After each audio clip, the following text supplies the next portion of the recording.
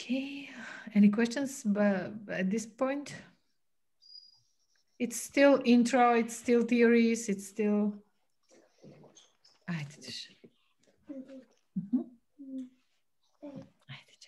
A hug. I was wondering, is adaptability of, for example, information systems, is it more important for tactical management as it is for strategic management, for example, or? Yes, I would say so. It's at the maximum need for tactical management. I would say so, because for strategic management, you may need big adaptability of the information system, meaning I need this more report by SAP to be delivered tomorrow because something is burning. Risk management, when there is some occurrence that needs to be immediately understood and action to be taken upon it. So that's when so in high risks, in high disruptive events, or maybe but usually there is contingency planning for strategy. Maybe there is an earthquake and we need to immediately decide. That's why we need to know many more things than usual. And that's when the system should be more adaptable to maneuvering and providing information. But for tactics, it's everyday need, every day things are changing, and you depend, they are given, not at your own choice, and you need to adapt your managerial. You will see later, we are creating a managerial system to be responsive to our intentions. Now I'm going to that. Is this sufficient as an answer so far? So for strategy, sure. To some extent, for tactics, maybe the most. Okay. Now, complex adaptive systems, complexity theory, very interesting way to go, but so far not much considered in to be integrated in any. Actually, multidisciplinarity and cross-disciplinarity is very little present in theory and in the works and in the projects. And briefly, this is the only slide on that. So complex adaptive systems. Usually, if you see videos, you will see insects, colonies, or bees that are the example of complex adaptive, but also humanity, a department or a country, complex adapt. They are complex adapt. And what is a definition?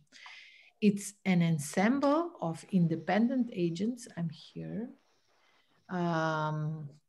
Ensemble of independent agents. So every human is independent, for example, in a country, every citizen, who interact to create an ecosystem. So we are all interacting with each other, immediate people, or other companies or universities, etc., whose interaction is defined by the exchange of information. For sure, what else?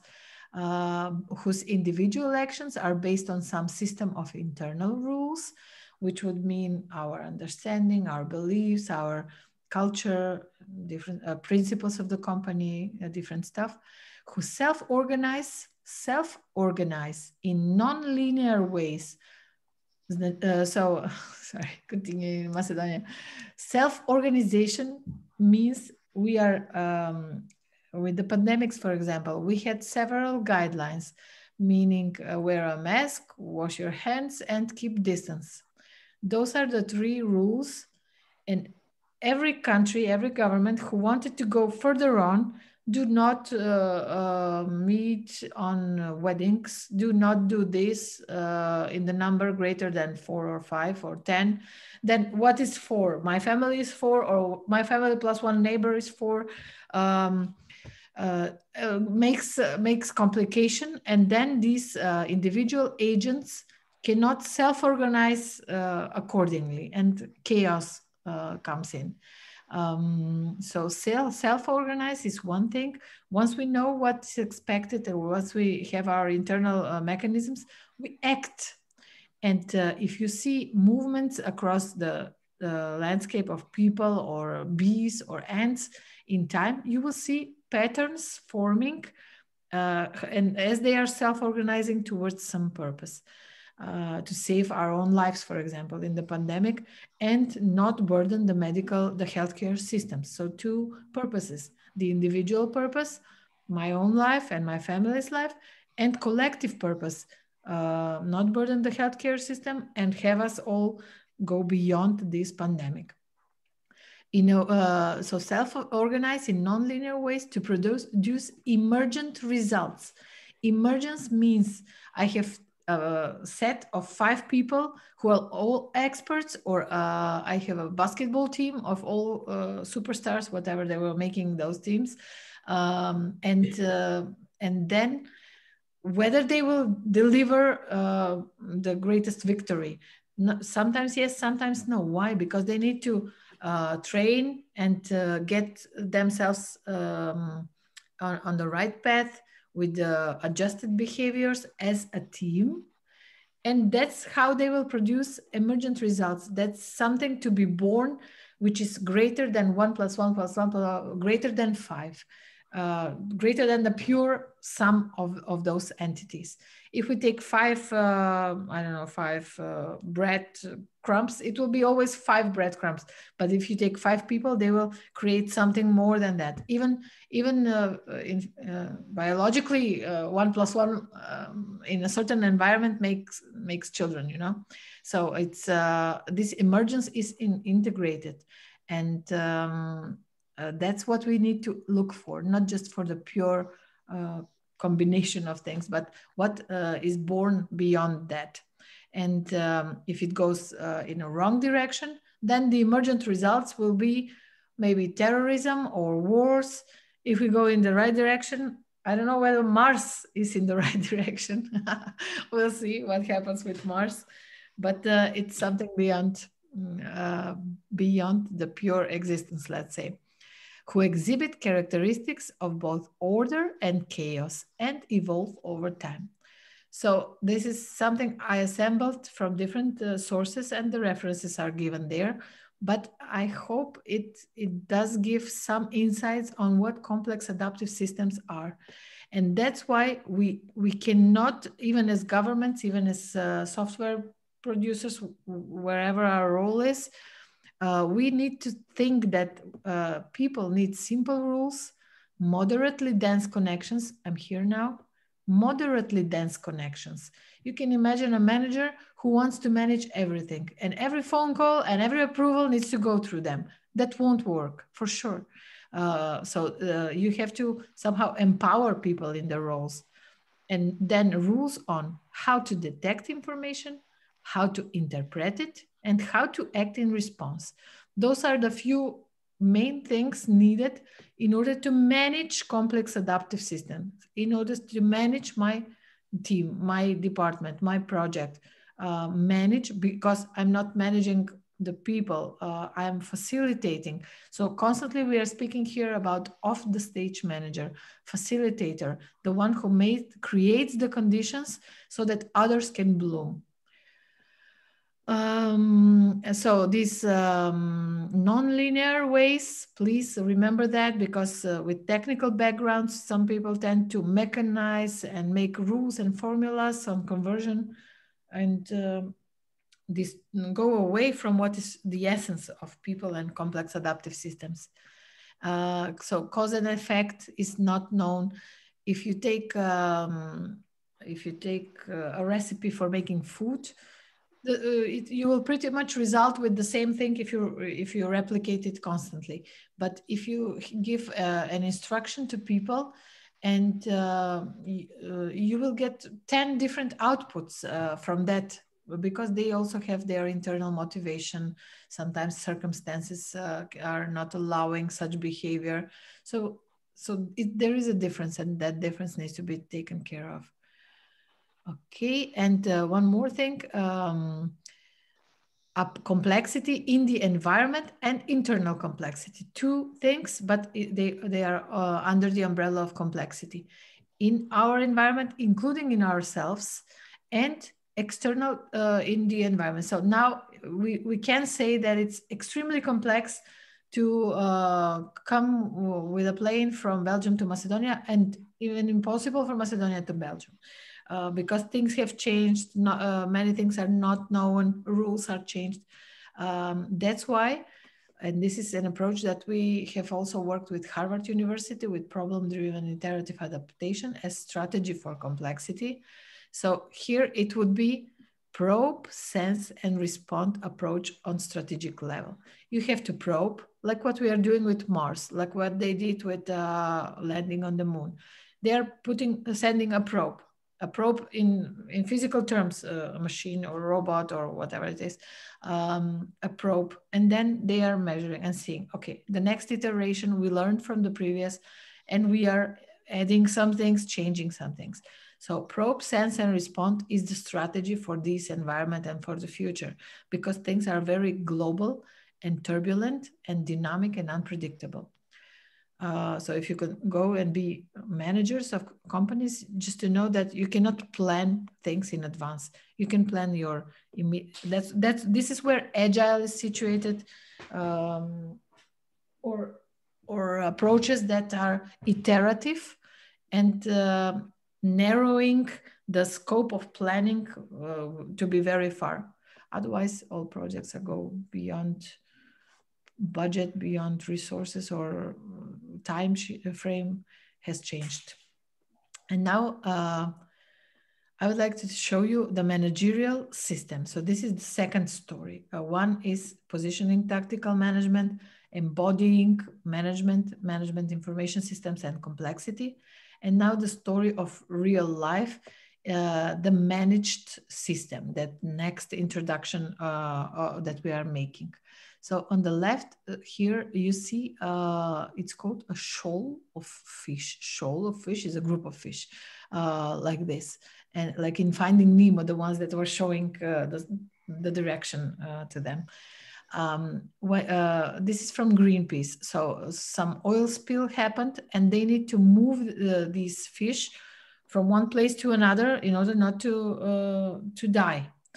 How should they do it? How should they do it? They need to do it either by attracting with food, which was not that possible in the ocean, or they put them in nets that were strong enough for to carry this shoal of fish in another direction, but still keep them alive, right? And we are saying that this fish, the shoal of fish, which are schooling, that's the expression, is a complex adaptive system. They have simple rules. Get close to your neighbor, align with your neighbor, and aim to the center. That's how they are, also for the birds. That's how they are behaving like one while they are thousands. So they have two simple rules. Aim for the center of the entire group. Everybody aims for the center, and align with your neighbor. So that's the complex adaptive system. In our case, our people, our team. And the net would be the managerial system, the adaptable system. So the net would be something that we can move and it responds to our intention, or we can move with the boat and diver here below. So that's adaptable managerial system, responding to our intentions, plans towards a goal. This is the main difference that I would like to for you to grasp, so that you can design your artifacts properly. What should be left to be to exhibit own behavior, the fish and the people in their own roles. And on the other hand, which are the roles that we will devise as managers and these people to populate, so that goals are achieved. And maybe some other roles will pop up and some will be distinguished, but that's adaptable to the managerial intentions. Let me see whether I am making things complicated or it's okay, right? Initial understanding of things, right? Any questions? I have a question. Is the people, are they like the fish, or am I seeing it wrong? Yeah, Do you need to align them? Yes, all right. And you need to manage them somehow, somewhere. You will see the drawing of the managerial system, and you will see why it's very important to be in that software you will produce or in the dashboard, because the managerial system is some bubbles and connections between them, a graph of nodes and edges, and they are populating these nodes and acting towards these edges. So this is an image that may be useful for you to orient. Another thing that we are combining with the beginning story is, this is the business ecosystem. Usually, and it goes from the company, the one in white, in the middle, in the center, and then it's immediate next layer, like the onion framework. Immediate next layer, that's the extended enterprise, where the customer is, you know, like a supply chain or a supply net, but the bigger picture. Then beyond that is the business ecosystem, the legislation, the institutions, the other competitors, etc., and the world. And what we will try to, what we are trying and doing all the time is actually this borderless enterprise approach. It doesn't always provide or ask for information or see the big picture as a manager only within the company. No, it tries to see the entire business ecosystem and see where I can influence, or what I need to just change management, what I need to just adapt to and take it as a given and continue with this in mind. So, and here, this drawing is also something that needs to be delivered with your artifact. So you will see nodes and edges, and this is a system of roles and accountabilities. And the main, and every node is the same, but there are two special ones, provider role and customer role. And that's the actual customer populating this one and the provider. And this is where the primary purpose of this system is. The primary purpose of a certain managerial system. So I'm speaking now a lot of new words, but I hope I gradually brought you to this. A primary purpose, a goal of something, of my actions, of my project. Let's take it as a project. And who is the main one who is responsible for it? Towards whom? And we are taking not what we did. In case of software solutions, it's nice and to describe it plastically. We provided our software solution and charged you 2 million euros for it. Yes, but is it working its function? So here, with this sense and response framework, we are thinking customer back. We are thinking, have we achieved the outcome the customer hired us for? And then what is the expected outcome? And then how do we do it? So the primary purpose is a starting point, and it has to be clear and aligned between the collaborates. And then everything that I'm managing in my project can be decomposed from that. That's why this yellow and this red and the red connection between them needs to be somehow highlighted. Because many times we are losing, this is like the true north on the compass. What is happening in the research with the information systems? You will see here that many of the managers are not even considering the other roles beyond their enterprise. That's why they are crossed. They're not even considering, but it's out of my power. Why do I consider? Yes, but you have to be at least informed about it, about Microsoft Dynamics. One of the companies at Ultimo, maybe you know it, at Ultimo in Kortrijk. No, never mind, consultancy. They're with Microsoft. And Microsoft Dynamics, they were implementing Microsoft Dynamics Navision. Microsoft usually provides semi-ready version, and they are improving it with every next update. But that means for the ones who are consultants implementing Microsoft Dynamics in their clients' premises, it's actually a problem, because there will be glitches, there will be problems happening, And who does that customer call? They don't call Microsoft, they call their consultant who implemented this platform. And that's why they need to be informed about in forums or in discussion groups or where else, in white papers, about the next issue, about the problems that are happening, and know them beforehand in order to be somewhat prepared with the customer on how to respond. Just one moment, let me see, my phone is ringing. One moment, please.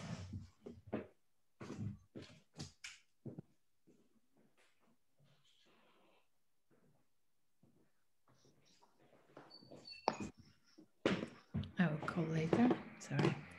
So managers are not considering their managerial system beyond the company. And that's a problem because you are not aware of the external factors that are very much influencing your work. So that's one thing. And another one is they are not even putting the information, obtaining information from the proper places. So here you, with the managerial situations where we included the method, where they worked with it, the internal enterprise for the tactical manager was 20. The information sensors, information entities were 24% out of the entire picture. Things needed to be known as information flows from the extended enterprise, 38%, from the business ecosystem, 19 and 19. So you will see a large amount of information need to be obtained beyond my enterprise. And that's why what the information system should provide. Ability to somehow put it before my eyes many things that are not just coming from my company. And that immediately gives problem of how do we obtain it, who types it in, how do we do an API with I don't know, with the latest with the European Commission on the latest legislation, or what do we do? So providing that information and filling that data is also it's a new challenge actually, but yeah, there are ways, we'll think of them. Okay, role and accountability is something that I mentioned. So roles are somewhere here. You will see if we try to plan things, projects with actual persons, we are actually thinking on this level of granularity, most specified. I'm taking Renata and Jan and Geert and 5 more people. But that doesn't, it's very rigid. If Renata gets sick, then we have to look for someone else with her capabilities to fit in. The level of job positions is somewhat more above that. It's not that rigid, but it pretty much is still. We are taking the level of roles. Imagine roles in a movie. If it's not one actor, another one will populate that role. But the role is somewhat defined. How it needs to look like, what needs to be done, what are the principles, what are the criteria. And then the strategic dimensions, if you remember, balanced scorecard so these are totally different things. Strategic categories are most generic, most broad. So we are taking the level of roles, just to know, roles, and they need to be populated by people, or maybe other systems, other subsystems, and other departments. That's also valid.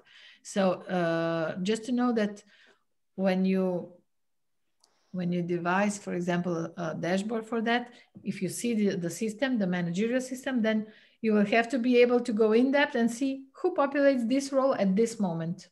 Which are the people, which are the human resources populating this one, and then go further on with some analysis if needed.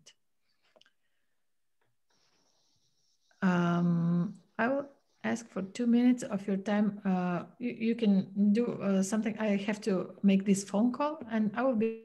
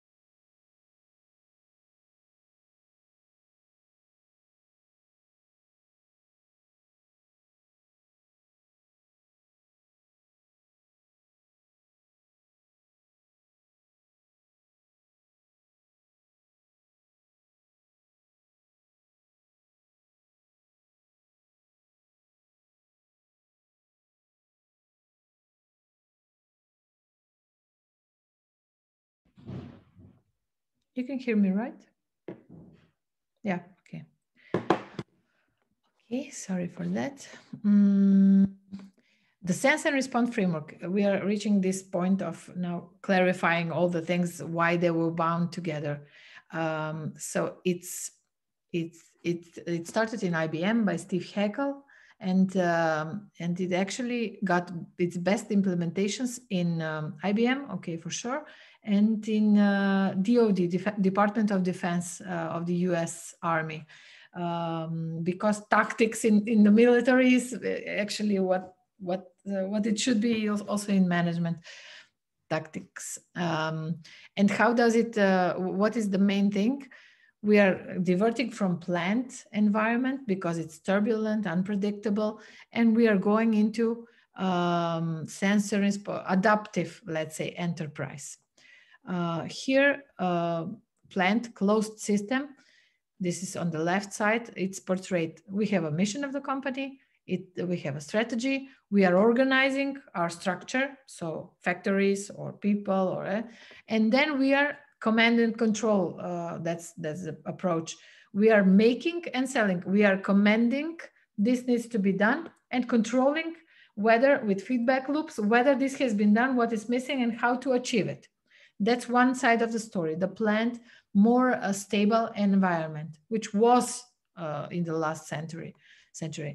But now here we have on demand. So we have a context, which is the broad context of people, circumstances, pandemics, not pandemics, economic crisis, every aspect of the context. And we have sense and respond approach, meaning we coordinate and configure and reconfigure our capabilities as we go. And that means constantly adapting to the context. So planning has a place, but I will show you later how and where.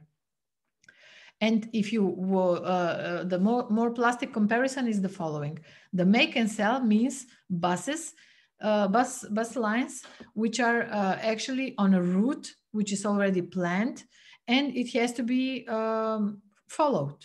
The bus will go on that route whether there is one passenger or 20 or I don't know how many. And in Belgium, which is not the case in Macedonia, you have those buttons that where you can tell the driver to stop, for example. Otherwise, in Macedonia, they stop everywhere, empty, non-empty. So there is no even that adaptation.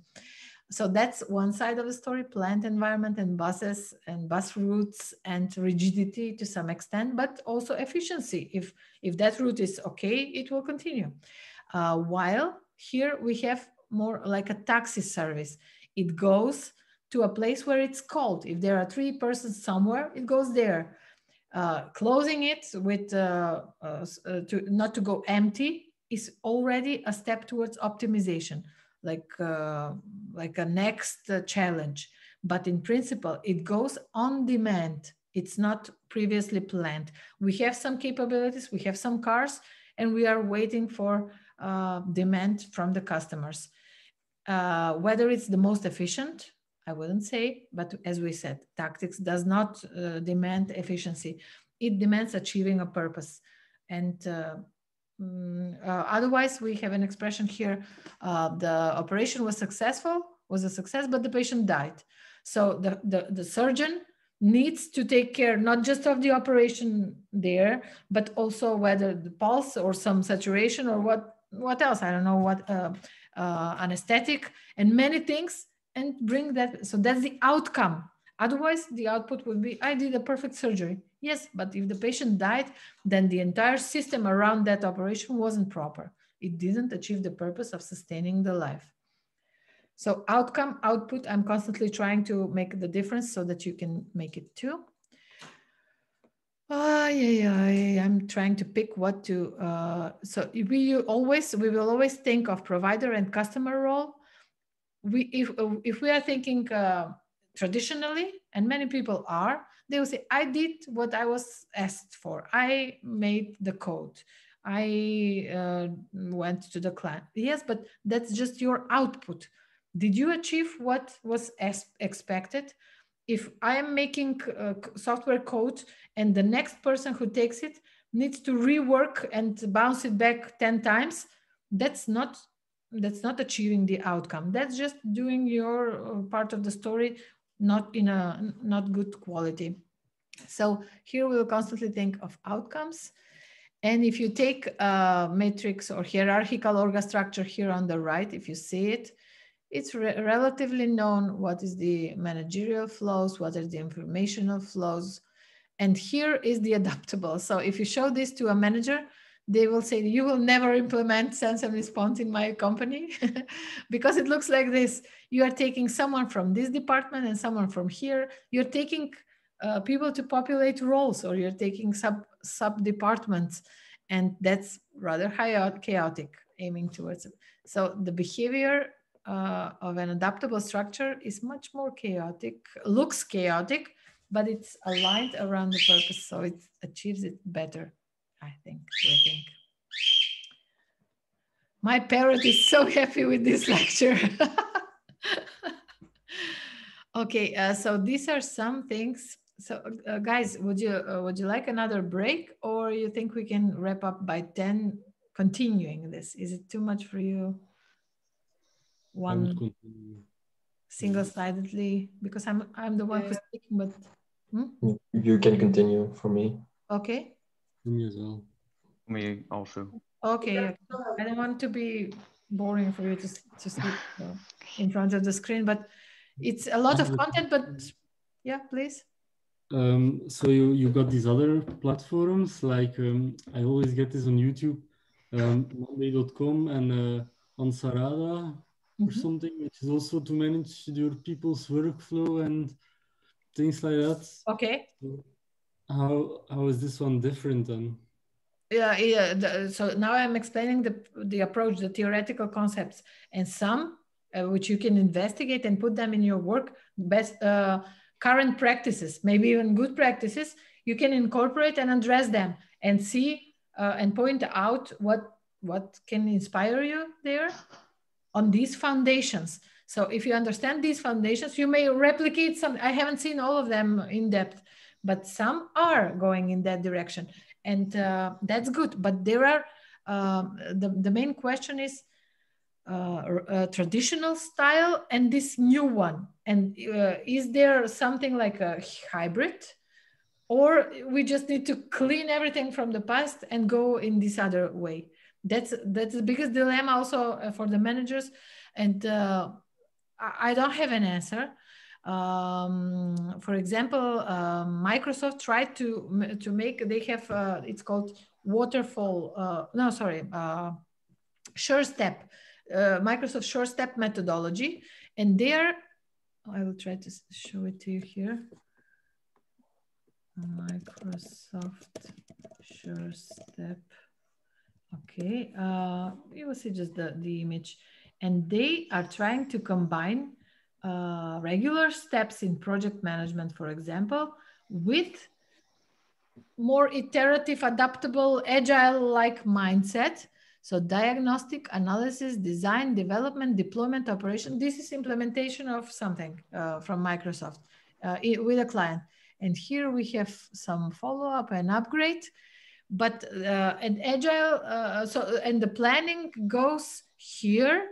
It will take 2 million euros and it will take 3 years. And then they are trying to somehow loop it back with this new hybrid approach in order to adjust from time to time. Those 3 years will be now 3.5 years. Those 2 million will be 2.9 million. So they're trying to cut it and make something like a Frankenstein, but I don't know whether it's working. So, but these are the theoretical approaches that you need to somehow understand and keep for clarity. Otherwise, it will again not work. So those existing artifacts that you find, you try to analyze them and see how they fit, and we can exchange opinions in which way they are different or similar to what we will be doing. Okay. Okay. I'm sure they're not incorporating a role and accountability diagram. I don't know. Yeah, sure. yeah. Okay, because I have seen some that are trying to take positions and jobs and people. Here it's pretty much prescribed. You will see how it should look like. So not to bother with that, but to bother with how to achieve it, with the tactics of that. So what did they do with Sense and Respond when they were implementing it from IBM? For example, in Xerox, those machines and copies and printers and everything, they actually they implemented Sense and Respond in order to have no error. So here, the need of the customer was, the primary purpose was here, absence of problems with Xerox products and services. And that's to the customer end user. And we have a task force team to achieve this. So what did they start to do? Up to then, they did it traditionally. Do you have problems? Let's make a survey. The survey comes, someone sees for patterns, doesn't see the actual points. And then it lasts for 1 year to sense the customer end user problems. And then another year to implement them into production. And then another year to deliver the new goods to the people. So it's too long and it's not responsive enough. And what did they do with Sense and Respond? They actually started with this role and accountability diagram. And it was this primary purpose, absence of problems. It's not, we did this. It's make sure that the customers don't have problems. And they devised the entire system, et cetera, roles and accountability. They found that they are missing a role and that they are missing a connection. That's what was different from the traditional way. And they actually, what did they do is, as a solution, they implemented a small screen, touch screen or whatever, with and because their products are international, they used smileys, nice smiling smiley, indifferent or problematic smiley, something like that. If you click the smiley, you don't have problems with your machine. If you click the other one, immediate window opens where you can state your problem. And these problems were feeding up the data to see whether there is a pre-described pattern on how to solve this, or whether we need to go with a team. And it turned out that a team that solves problems that are nowhere in the prescribed descriptions and frequently asked questions were up to 5 to 7% of issues. Everything else could be covered with the predefined planned responses. So that's the adaptability they incorporated in their work, and it was a success. Не состанах ми се снима. Кафе да ти връзвам тук? Ке ми донесиш? Не, сега не, завършвам па после. Нека си викай на другите. Добро. Sorry. Okay, and this is how we, with our main collaborate, try to devise the information, the role and accountability diagram. Primary purpose here, the one that is already, let me show you in a little bit different manner how the adaptability is visualized. Okay, like this. Hopefully this can be in single page. Okay, so please try to see how this living organism behaves. This role and accountability is the managerial system that is adaptable. If I need to put a role here, I will put it, and then I invite some colleagues to work in it or whatever, instruct them. Here, these bubbles around in color are the information sensors, information emitters, and risks. Those are components of the Danica method. The information sensors would mean, what do I need to know? Positive and negative feedback loops, you can say also. What do I need to know? And that needs to be delivered to me constantly or immediately. Information emitters is something that I would like to know, but is not being told to me, served as a manager. Maybe someone is sick, maybe someone is in a quarrel, and that's not something that your software will tell you. You have to talk to people, but these are the things you need to scratch beyond the surface to find out. And risks, that's the complementarity, benefits and risks. What are the risks for the things in this role not to happen? Because this role is connected to this one, and we depend, if you take a car, it's the engine. One role is the engine, the other one are the seats, the other one is the steering wheel. So we are trying as a managerial system to devise a car with the primary purpose. What is the primary purpose of the car? It's not to drive, it's to move, transport people and goods from one place to another. And then comes the efficiency, spending least possible gas or doing this or doing that. So the managerial system with the Danica method can be understood with the metaphor of a car, and the outcome of it should be the deliverable. And then this is the primary purpose, and these are the other roles that are and accountabilities around it. And they are not redundant. There are no two same roles. Like in public administration, you have 10 people who can give you some certificate. You have to go on, I don't know how many places. So redundancy exists. In roles, in the car, there are no two engines or two, I don't know, steering wheels. There is no confusion because this is system design decomposed from a primary purpose. Okay, and now try to visualize how it behaves. Oh, sorry, I'm going. One moment. I thought I had it here, but I don't.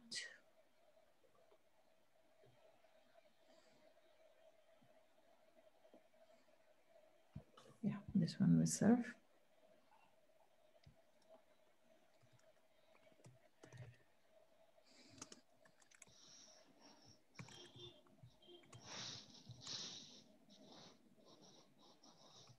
Okay. So how it behaves, and that's very important to know. It's like a beating heart, let's say, on a radar. So the primary purpose we have here. Then what is changing in the next month, because we did it for over a year and a half. In the next month, some information sensors were changing their frequency. They needed some more insights into something. Then another, so that's why we have this brackets, squares around the information change, who changed content or frequency. So information entities changed in time.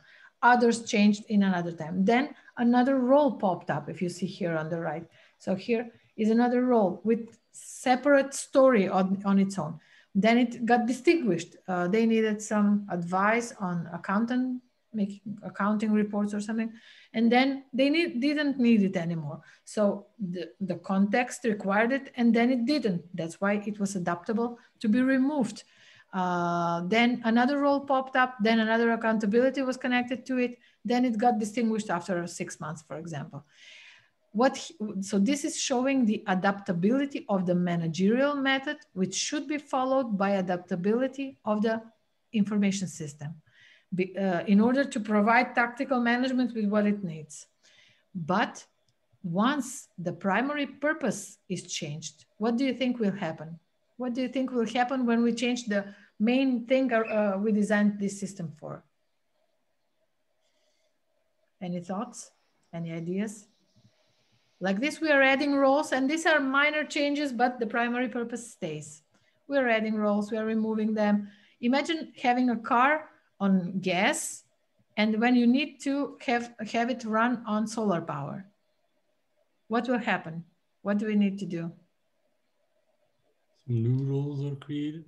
New, not just rules. Entirely new car, right? It may have the seats, but you are actually designing another system. So after a year and a half, when the necessity, the collaboration thing between the customer and the provider changed, we had to redesign a new system from scratch, totally new system with different roles and accountabilities. So just to know that there is adaptability to within an existing system, and there is radical change that imposes another setting, another system. And in this sense, managerial. These are just the distinction that I want you to have in mind. We're not sometimes changing entirely. Sometimes we are. Before and after the pandemics in some business models, for example. Okay, that was my main point here. So for the next time, we will go in depth into The main things are system of roles and accountabilities, information sensors, information emitters, and risks, and continuous performance of these loops: sense, interpret, decide, act, those sense and respond loops, and plan, do, check, act. So you will see it fits here. It's double loop, and it exists in theory too. We cannot dismiss planning, but initially we make a plan with the initial sense and respond, role and accountability diagram, and then on small scale with everything that we want to improve. And you will see how amazing it is. Initial plan, which is adaptable, and small scale plans that are improving our work, our systems. Guys, I would stop with this. I think if we continue, it will be too much. I do have some more time, but not a lot. But what do you say? We stop? You can choose it. Both are fine by me. Ask me something in the meanwhile.